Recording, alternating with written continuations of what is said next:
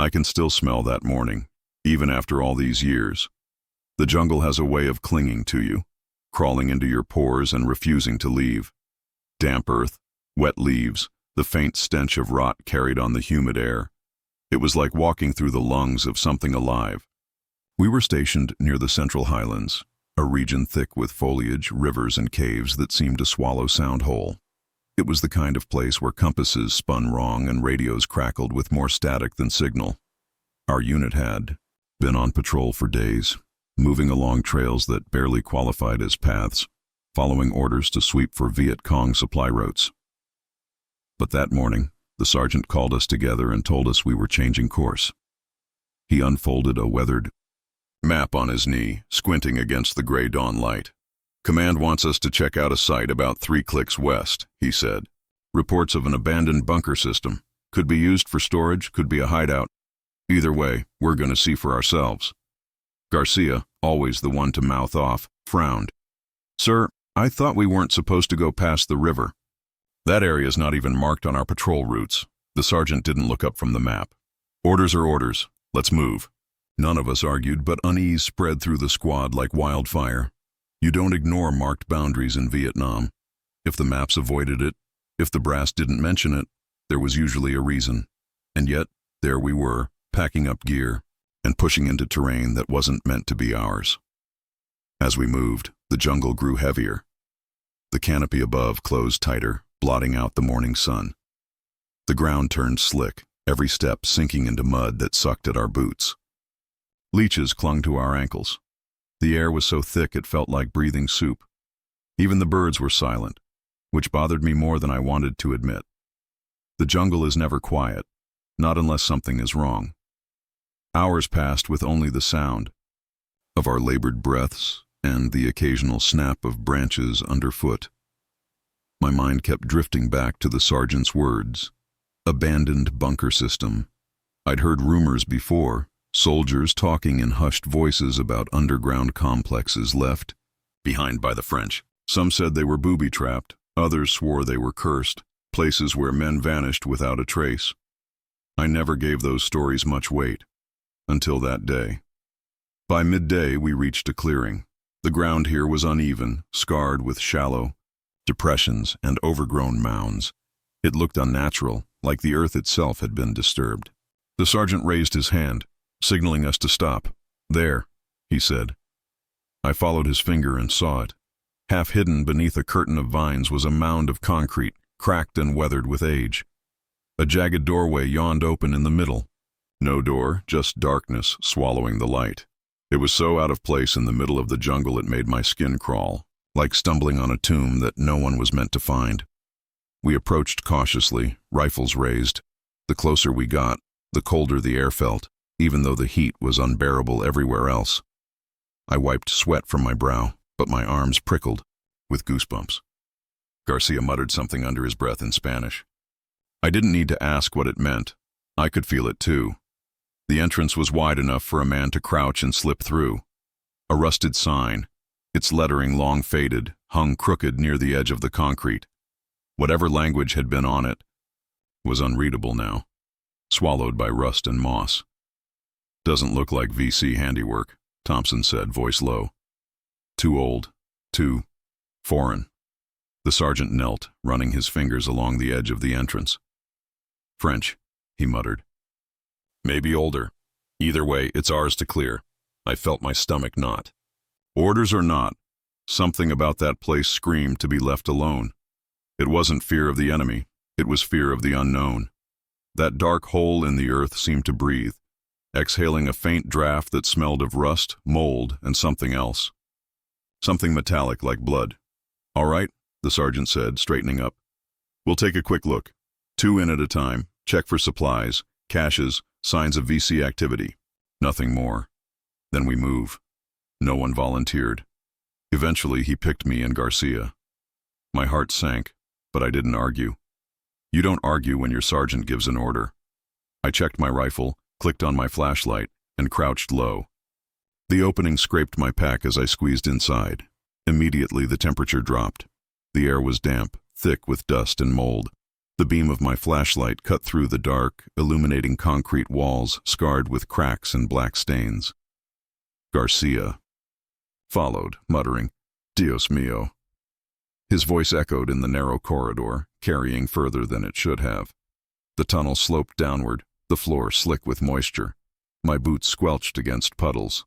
The deeper we went, the stronger that metallic odor became. My flashlight jittered in my shaking hand. Shadows leaping across the walls. "Feels like a damn grave," Garcia whispered. He wasn't wrong.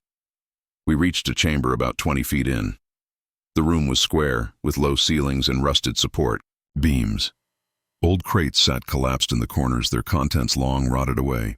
Rusted helmets, pieces of decayed cloth, and what looked like broken rifles lay scattered across the floor. But it wasn't the debris that made my blood run cold. It was the writing on the walls. Faded, scrawled in black paint or maybe charcoal. Were words I couldn't fully read. Some looked French, others I didn't recognize at all. Symbols, circles, strange marks that seemed more like scratches than writing. I stepped closer, my beam tracing the uneven lines. The walls felt wrong, as if the writing had been burned into the concrete itself. My chest tightened, my breath short. Garcia grabbed my arm. "We shouldn't be here." His voice was trembling. "This place, it's not right." I wanted to agree, but before I could, the sergeant's voice echoed down the tunnel. "Report." I swallowed hard, my throat dry. "Just old supplies, sir. Nothing usable." "All right, pull back. We'll regroup outside." Relief washed over me, though it was thin and fleeting. I turned to leave, but not before my light flicked across something in the corner. A shape slumped against the wall. At first I thought it was another rotted crate. Then I saw the curve of a helmet, a skeleton, half buried in debris, still clad in scraps of a uniform I didn't recognize. Its empty socket seemed to stare at me, jaw frozen in a silent scream. I froze. Garcia saw it too, his face draining of color. He made the sign of the cross, whispering under his breath. "We didn't tell the sergeant about it. Not then. Some things are better left unspoken." When we crawled back out into the blinding light of the jungle, I breathed like a man who had been drowning. But even as the warmth of the sun hit my skin, the chill from that bunker clung to me. Orders had led us there, yes, but every instinct in my body screamed we had stepped somewhere we were never meant to tread, and deep down I knew we weren't done with it yet. We should have left it at that. One look inside, a report back to command, and move on. But war doesn't work like that. Orders have a way of dragging you deeper, whether you like it or not. The sergeant decided we'd set up camp near the clearing. Said we'd go in groups, sweep the bunker fully before nightfall, just to make sure it wasn't hiding anything useful or dangerous. Nobody argued, though I could see the unease in every man's eyes. The jungle was bad enough, but that bunker felt like it was watching us. We dug in, set up perimeter claymores, and took turns boiling water for rations. I couldn't shake the chill from my bones, even in the sticky heat. Every time I looked toward that gaping mouth in the concrete, my stomach twisted. It was like standing on the edge of a cliff, knowing one wrong step could send you tumbling into the abyss. Garcia sat beside me, chain-smoking like he always did when his nerves got the better of him. "You saw that skeleton," he said quietly, voice just above a whisper. "Don't pretend you didn't." I glanced at him but said nothing. My silence was enough. He flicked ash into the dirt. "I've heard stories, hermano, about bunkers like this. Frenchmen built them back in the day. Some of them never came back out. Whole squads disappeared. You know what the locals call these places?" I shook my head. "La boca del diablo." He tapped his cigarette against his boot. "The devil's mouth." I wanted to laugh it off, but the words sat heavy in my chest. The jungle was full of stories, spirits, curses, monsters. Most of us brushed them aside. But sitting there, staring at that shadowed hole in the earth, I couldn't dismiss it so easily. By late afternoon, the sergeant ordered the next group in. This time, it was Thompson and Miller. They strapped on extra ammo, flicked their flashlights on, and disappeared inside. The silence that followed was unbearable. Every minute dragged like an hour. The jungle seemed to hold its breath. Finally, the beam of a flashlight flickered in the entrance. Thompson emerged, his face pale, sweat dripping down his temples. Miller followed close behind, muttering something under his breath. "Well?" the sergeant asked. Thompson hesitated. "Place goes deeper than it looks. Passageways, rooms, like a maze. We marked the walls with chalk, but I don't know, Sarge. Feels wrong in there, like the air doesn't move." "Anything?" "Old gear, rusted. Looked like some medical stuff too, but..." He trailed off, glancing at Miller. Miller swallowed hard, finally speaking up. "There's scratching on the walls, not just writing, claw marks, like someone tried to get out." Nobody said a word after that. The sergeant's jaw tightened. "We finished the sweep before dark, 2 more inside. That's an order." This time, he picked me again, me and Lee. My gut clenched, but I nodded, loading a fresh magazine into my rifle. Lee, younger than me by a few years, tried to grin like it was no big deal, but his hands trembled as he adjusted his helmet. We entered the bunker, the jungle sounds cutting off the second we stepped inside. The air swallowed everything, our footsteps, our breathing, like the walls themselves were listening. My flashlight beam danced across cracked concrete, catching rusted pipes overhead and trails of black mold creeping like veins. The corridor forked not far from the entrance. Thompson's chalk marks glowed faint white against the wall, arrows pointing deeper into the labyrinth. We followed them, boots splashing through puddles of stagnant water. The deeper we went, the stronger the smell became. Mold, rust, and something rotten that turned my stomach. Lee whispered, "You feel that?" I nodded. The air wasn't just stale, it was heavy, pressing against my skin, squeezing my chest, like we'd stepped underwater. We reached another chamber. This one was larger, lined with broken metal cots and what might have been storage lockers, their doors twisted off their hinges. My light caught something on the wall, faded red stains, streaked downward as if someone had dragged their fingers through wet paint. "Jesus Christ," Lee muttered, his voice shaking. I stepped closer, raising my beam. The marks weren't paint. They were too dark, too uneven. My throat tightened. Blood. Before I could say anything, a noise echoed through the chamber. Faint, distant. A scrape, like metal dragging against concrete. Lee swung his light toward the sound, but the beam revealed nothing. "You hear that?" he whispered. "Yeah," I said, forcing calm into my voice. "Probably rats." But I didn't believe it. We pressed deeper, the chalk arrows leading us down a narrow passage that sloped even further underground. The walls here were wet, water dripping steadily from cracks above. My light caught something etched into the concrete, symbols, spirals, jagged lines that meant nothing but felt wrong, like they weren't meant to be looked at. Lee stopped. Suddenly, his beam fixed on the floor ahead. "What the hell?" I stepped beside him and froze. Lying in the dirt was another skeleton, this one sprawled face down. The bones were brittle, almost yellow, but what caught my eye was the helmet, French issue, rusted but intact. And clutched in the bony fingers was a rusted rifle, the barrel bent as if it had been slammed against something with desperate force. Lee backed away, his breath quickening. "We need to get out of here, man. This isn't right." I wanted to agree, but before I could, the scrape echoed again. Louder this time. Closer. We both froze, rifles up, flashlights darting across the walls. The sound came from the passage behind us, the way we'd just come. "Maybe it's Thompson and Miller," Lee whispered, though his voice was trembling. "Maybe," I said, though deep down, I knew it wasn't. The sound stopped. Silence pressed, in again, heavier than before. My ears rang with it, my heart pounding so hard I thought it might burst. Then, soft, almost inaudible, a whisper. It slithered through the darkness, too faint to make out words, but unmistakably human. My blood turned to ice. Lee's flashlight shook as he swung it wildly, his breath ragged. "Who's there?" His voice cracked. No answer. Just silence. I gripped his arm. We're leaving. Now. We retraced our steps, moving faster than before. The chalk marks guided us back through the twisting passages, but every step felt like something was behind us, just out of sight. The whispers didn't follow, but the silence did. The oppressive, suffocating silence that felt worse than noise. When we finally saw the faint glow of daylight at the entrance, relief nearly buckled my knees. We crawled out, gasping as if we'd been starved of air.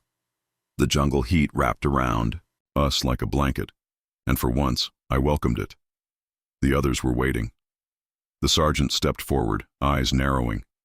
Report. Lee opened his mouth, then shut it, shaking his head. He looked at me. I swallowed hard. Another skeleton, French. And noises, voices.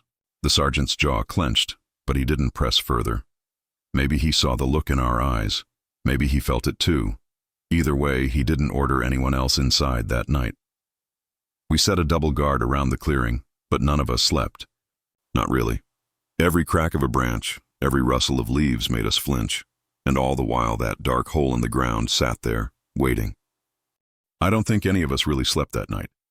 The jungle around us was thick and heavy, yet quieter than I'd ever heard it.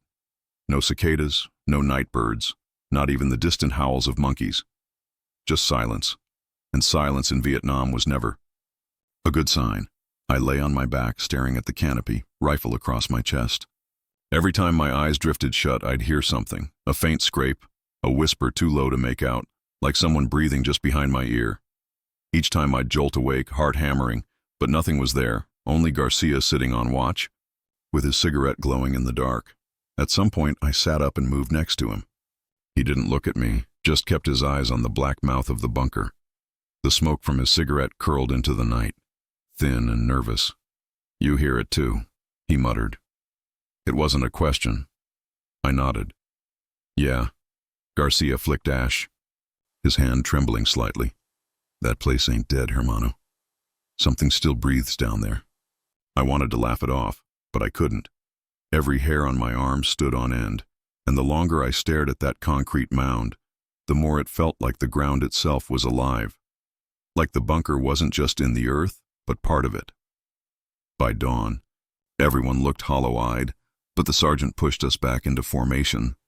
He wasn't letting us abandon the mission, not when we still hadn't cleared the entire structure.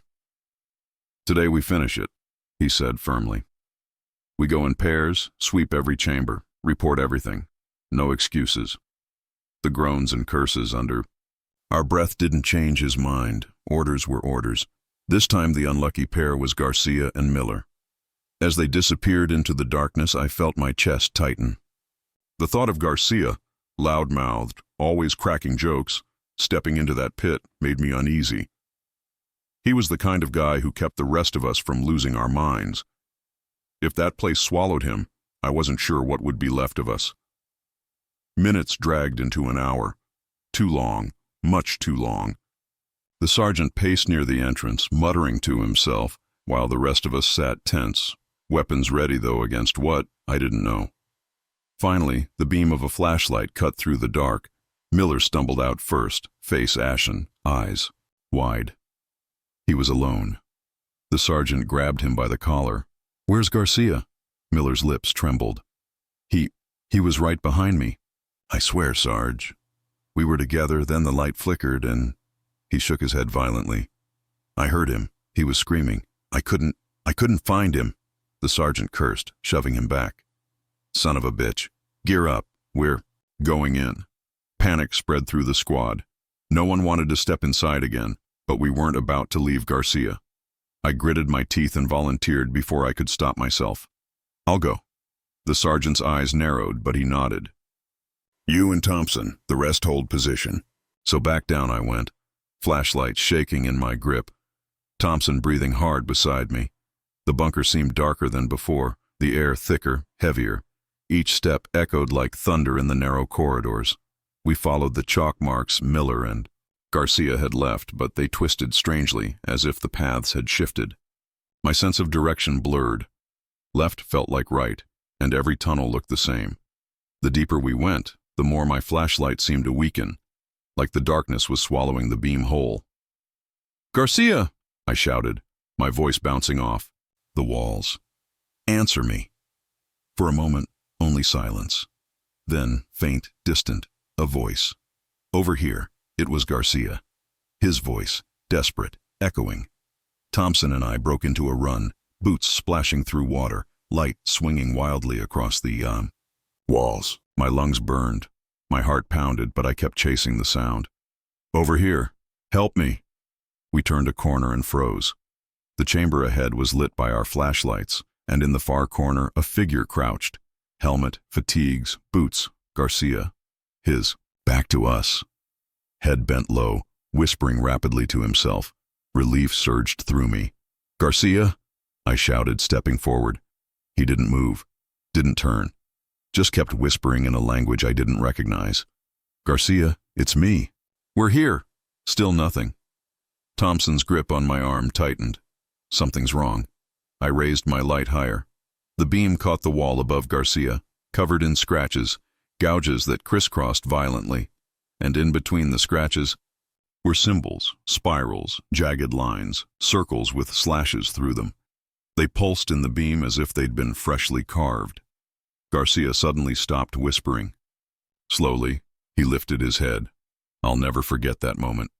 When his face turned toward us, his eyes gleamed unnaturally in the flashlight, reflective, like an animal's. His skin was pale, almost gray in the dim light, sweat dripping down his temples. His lips curled into a smile that wasn't his. "You shouldn't have come," he whispered. But it wasn't his voice anymore. It was layered, distorted, like two voices speaking at once, one his, one something deeper. Thompson cursed, stumbling, back, his flashlight beam jerking wildly. "Jesus Christ!" I stepped forward, desperate. "Garcia, it's me! Snap out of it!" For a heartbeat, I thought I saw recognition in his eyes. His mouth trembled, like he was fighting something. Inside, his voice cracked, human again for just a moment. "Run." Then the chamber erupted with sound. Whispers filled the air, dozens of them, echoing from every corner, too many voices to count.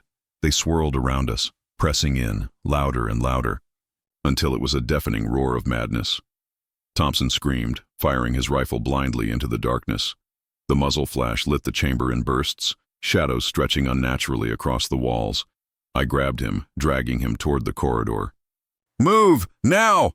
Behind us, Garcia's voice screamed, high, guttural, not his own. It followed us down the passage, echoing, twisting into laughter. We ran until our lungs gave out, following the faint white chalk marks like lifelines. At one point, the whispers chased us, closing in, surrounding us. My flashlight flickered, threatening to die, and I prayed harder than I ever had before. Finally, the glow of daylight appeared. We burst out of the bunker, collapsing into the dirt, gasping for breath. The others rushed toward us, eyes wide with fear. The sergeant demanded answers, but I couldn't give them. My voice shook as I tried to explain what we'd seen. Thompson just sat there, staring at nothing, his hands still trembling from firing. And Garcia? He never came out. The bunker had taken him, or whatever was inside had. The sergeant wanted to mount another search, but the look in our eyes must have stopped him. No order could force us back down there, not after what we'd heard, what we'd seen. So we sat in the clearing, rifles clutched tight, waiting for nightfall, every man haunted by the same thought. We weren't alone in that bunker, and whatever was down there wasn't human. We never saw Garcia again. His absence hung over us like a storm cloud, pressing down on every breath, every movement. Nobody said it out loud, but we all knew. We'd left him behind, swallowed by that bunker. It was a guilt that settled into my bones and stayed there, but at the time, survival kept us from breaking apart. The sergeant tried to hold us together, barking orders, pacing the perimeter, checking his map as though any of it made sense. But his eyes told the truth. He was rattled, just like the rest of us. By nightfall, exhaustion had dragged us to the dirt. I sat against a tree, staring at the bunker entrance. The vines around it shifted in the breeze, like fingers reaching out. Every so often, I thought I heard something. scraping, faint whispers carried up from the dark. Each time, I told myself it was the wind, but I didn't believe it. Around midnight, Miller shook me awake, panic in his eyes. "You hear that?" he hissed. At first I thought it was just the pounding in my head. Then I caught it. Faint footsteps. Not from the jungle, but from inside the bunker. Slow, deliberate, echoing upward. We froze, listening. The sound grew louder, closer, until it seemed to stop right at the entrance. Then, silence. Nobody moved. Nobody breathed. Finally, Thompson whispered, "It's him. Garcia." His voice cracked with hope. The sergeant shook his head, gripping his rifle tighter. "That's not Garcia." We kept our rifles trained on the black mouth of the bunker, waiting. But nothing emerged, just silence, so thick it smothered us. When dawn broke, it brought no relief.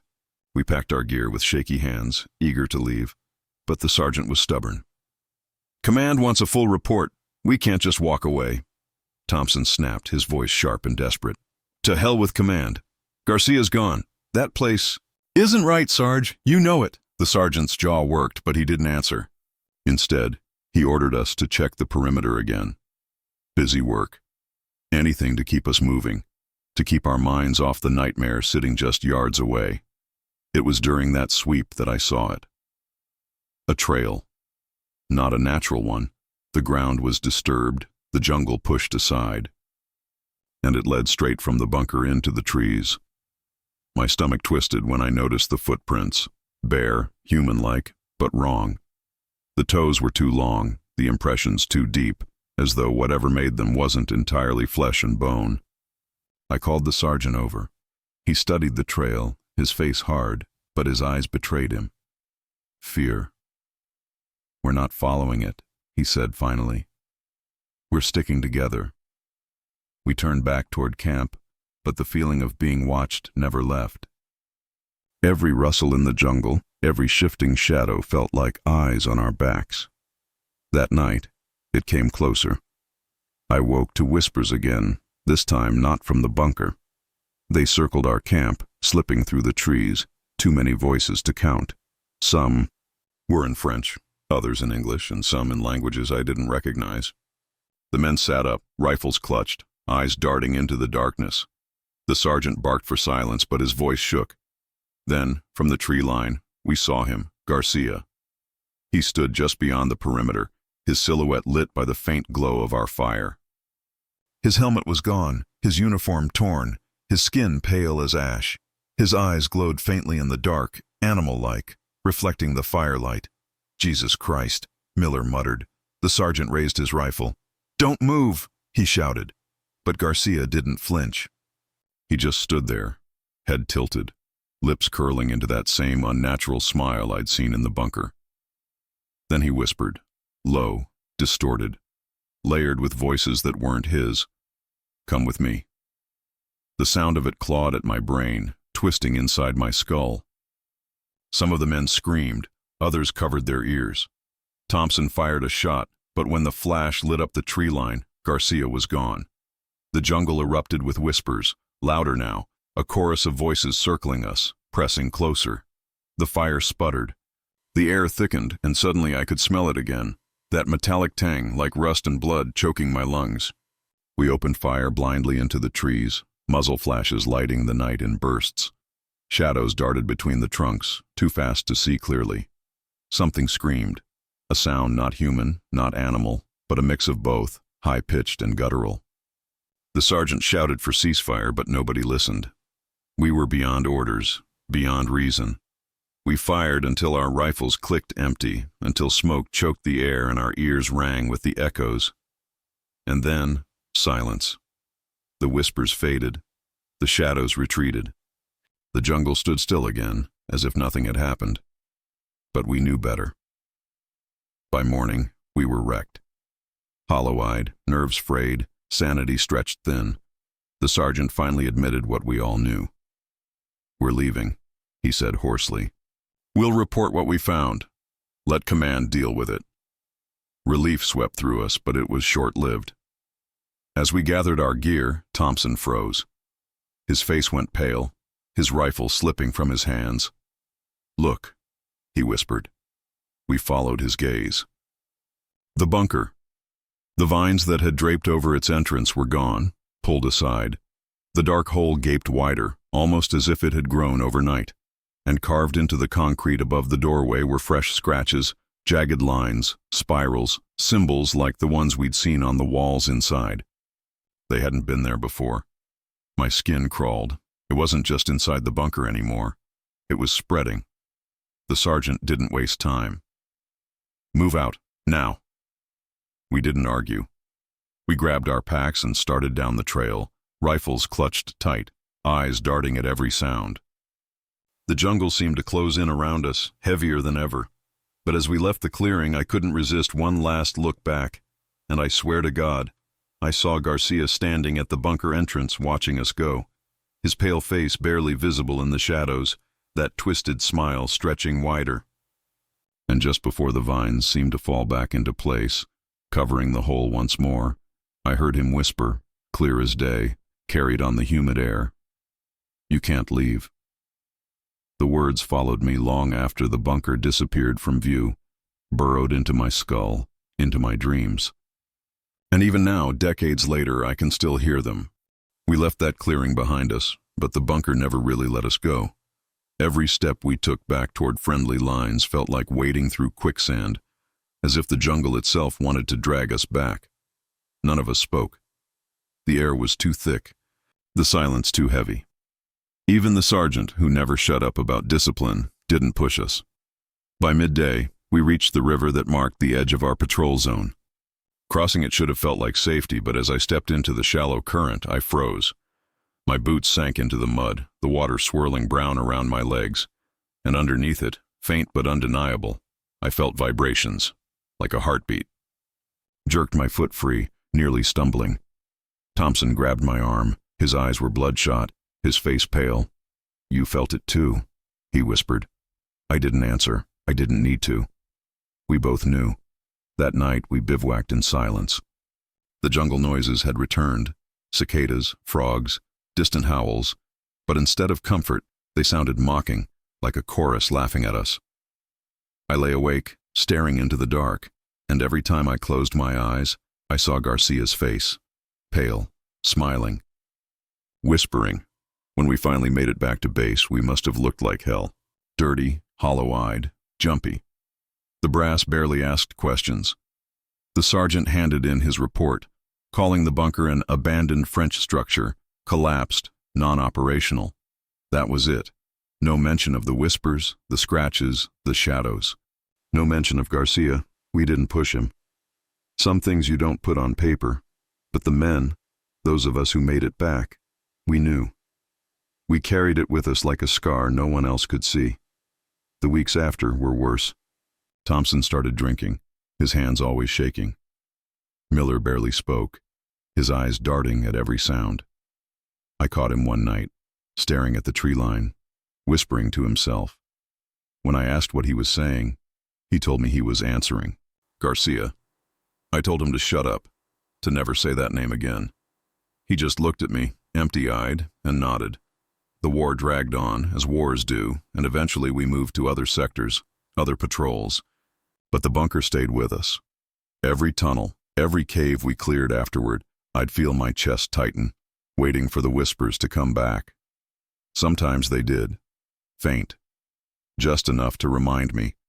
When I rotated home, I thought I'd left it, all behind. But the truth is, the war doesn't end when you step off the plane. It follows you. It sleeps in your bones. And that bunker, it followed closer than anything else.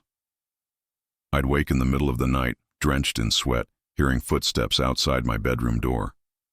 I'd grab my pistol, heart pounding, but when I opened the door, the hallway would be empty. Still, the smell lingered. Mold, rust, and blood. Once, I swear I heard Garcia's voice, whispering my name from the dark. Decades have passed now. Most of the men from that patrol are gone. Some to the war, some to time, some to their own demons. I haven't spoken to the survivors in years. Too much weight between us, Too many memories best left buried. But sometimes, when I close my eyes, I'm back there. The jungle pressing in, the bunker yawning open like a wound in the earth.